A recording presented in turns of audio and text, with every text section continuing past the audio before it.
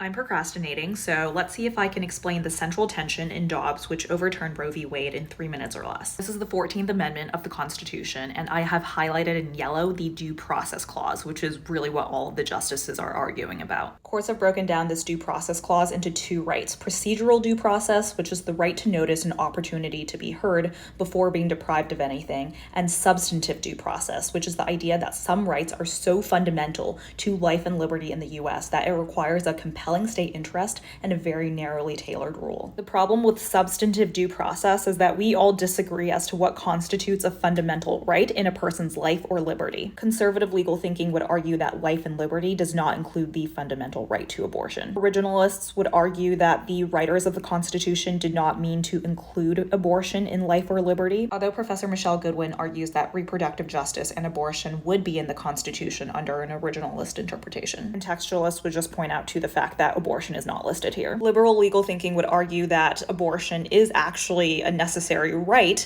for the modern pursuit of life and liberty, particularly given the 50 years of reliance upon Roe and Casey. Abortion stems from a series of cases first recognizing marital privacy and then constitutional privacy as grounded in the 14th Amendment, and then the right to choose to have children and its inverse, the right to choose to not have children. In that way, is abortion explicitly mentioned in the Constitution? No. But does that matter? That depends on who you ask and their theory of constitutional interpretation. If I could go back in time and decide Roe, I would have probably relied on the Equal Protection Clause, which is highlighted in green instead. But because the court relied on substantive due process, which is one of the most politicized concepts in con law, here we are.